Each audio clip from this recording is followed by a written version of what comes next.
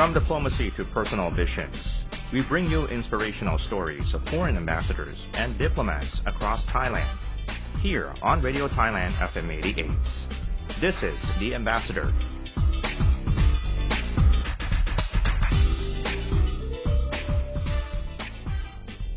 Sawadee Good morning. Welcome to Radio Thailand, the Ambassador program. In this episode, the final episode of His Excellency, the Ambassador of India to Thailand, Nagesh Singh. He expresses his fun moments during staying here in Thailand and also talks about his goals as a diplomat. Very, very interesting. The Ambassador. You have mentioned about your lifestyle, like a backpacker or love to travel to sightseeing something. So have you managed to travel in Thailand? Yes, ma'am, absolutely. So I have traveled to the north, to Chiang Mai. Then last month, thanks to the Ministry of Culture, we went to Udon Thani, to the Isan region. We went around looking at Banchiang and other places, and it was a very good program in terms of showing us the economy, the culture of that region. I also went to Ubon Ratchathani. I had gone there because the university there was organizing a 1 week long India festival. This was in February. Last week I was in the south, in Songkhla, so I visited Hatyai and Patani. I was there meeting the government, the universities, a lot of Thai students who have studied in India. They are based there, so I met them. I've been to the regular places, Phuket and Pattaya and all that. But I want to tell the Indian people that Thailand has much more to offer than just the beaches. There is a lot more to see in this beautiful country. And that's what I've been telling our countrymen here, that you should travel more in Thailand. So yes, I have traveled, but I want to travel more. I want to travel more and more in this country. I heard that Indian people love to come to Thailand. So I was in Phuket last week. There was some very eminent Indian lady who had come. It was her birthday. So they were celebrating. About 50-60 people had come from India to celebrate her birthday in Phuket. But you're right, I was told by people from the Thai Tourism Authority that they call the destination weddings. So planes, loads of people come here. They book a hotel for 3 to 5 days, mostly in Pattaya or Hua Hin or Phuket, but also in Chiang Mai. They go there and they organize these weddings because they like doing it. And Thailand is a very welcoming. Your hospitality sector, your tourism sector is very strong. So the facilities are very good, the hotels are very good. And they come here and spend a lot of money, which is good for Thai economy. So, at every level in Thai government, I have been told that they are welcome, more and more of them should come here.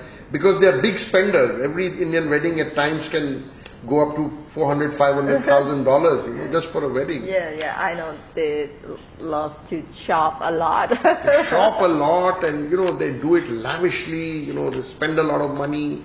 So they are good, big spending tourists. Indians are. Thank you.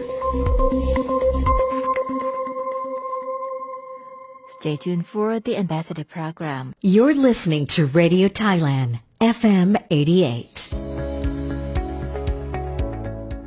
As the Thai government and the BOT, or the Bank of Thailand, were faced with the prospects of corporate liquidity problems caused by the COVID-19 pandemic, they announced a variety of measures to assist small and medium-sized enterprises, or SMEs, that were affected by the pandemic. These measures range from preemptive financial assistance to debt moratoria and to the provision of low-interest financial assistance. A summary of these measures below. The Bank of Thailand, or the BOT, issued guidelines to specialized financial institutions, or SFIs, which are state-owned financial institutions established and defined by specific laws. These guidelines included additional working capital, loan moratoria, packing credit or trust receipts, credit limit renewal, and interest rate reductions.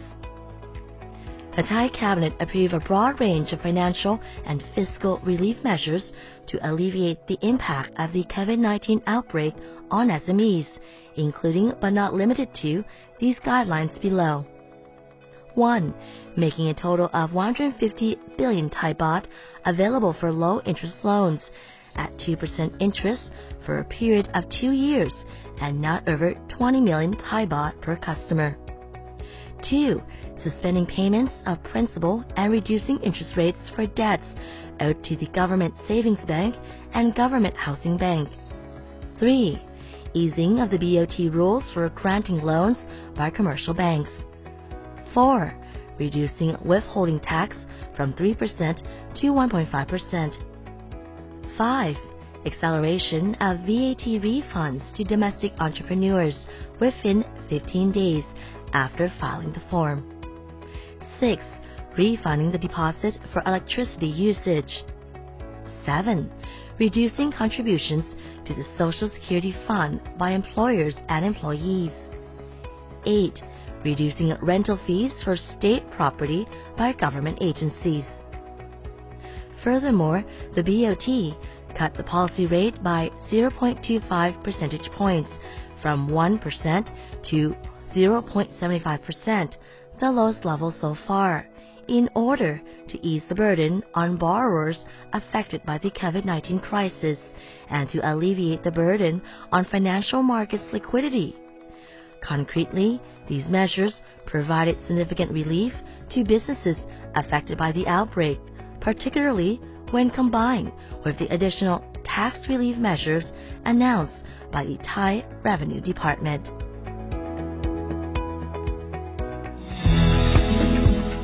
Enjoyed the world over, Thai cuisine provides a wonderful opportunity for tourism to Thailand.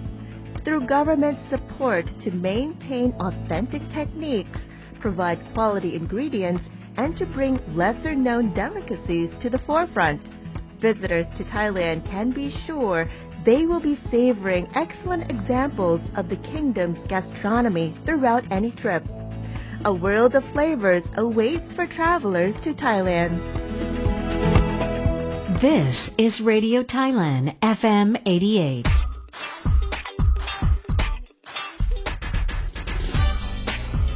From diplomacy to personal visions, we bring you inspirational stories of foreign ambassadors and diplomats across Thailand. Here on Radio Thailand, FM 88. This is The Ambassador.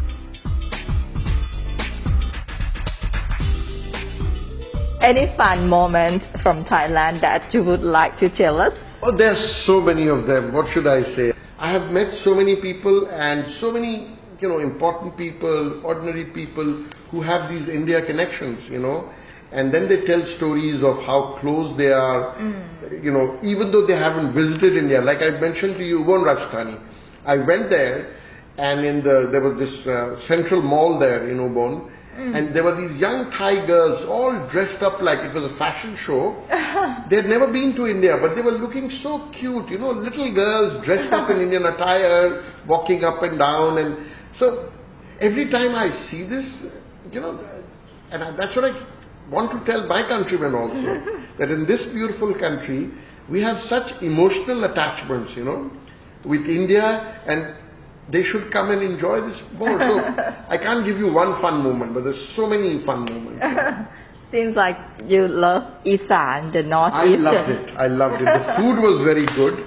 Oh, the food was excellent, yes. You love spicy? Yes, ma'am, because in India also we eat spices, but Isan was beautiful. The food, the people are beautiful. I traveled around. I enjoyed the Northeast a lot, yes. Thank you.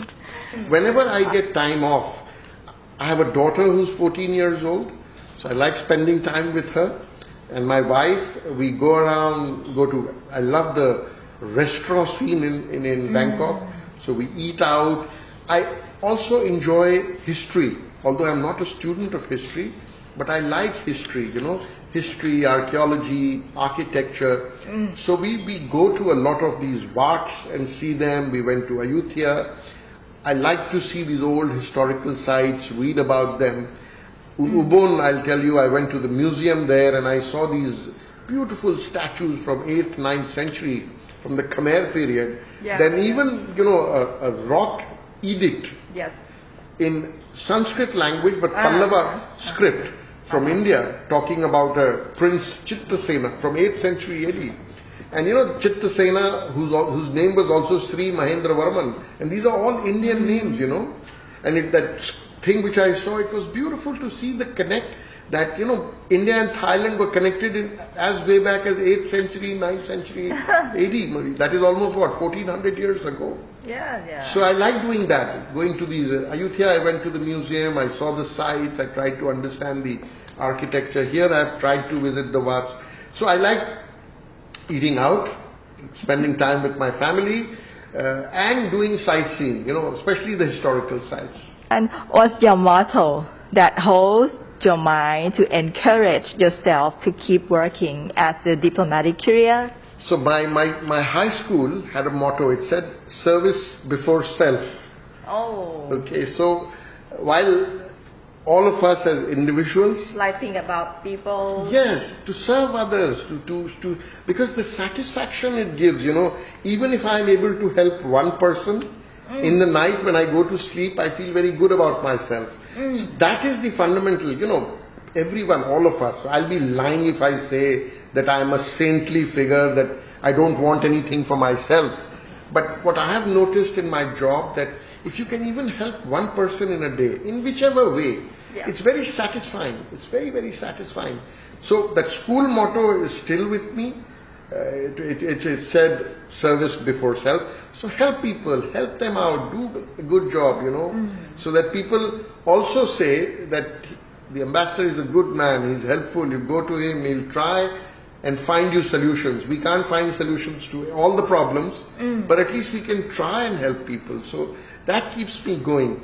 And the second thing is to represent my country well, to set an example that if I am in Thailand, I spread the message of India-Thailand friendship, cooperation and brotherhood to every section of Thai society. For me, that is like a mission. That is how I will judge myself, that how well I have done at the end of my 3 to 4 years, how I have brought together our two countries closer in every field. The Ambassador. All right, thank you very much, His Excellency Nagesh Singh, the Ambassador of India to Thailand. That's it for the program this week. Thanks for joining me. Have a great day. สวัสดีค่ะ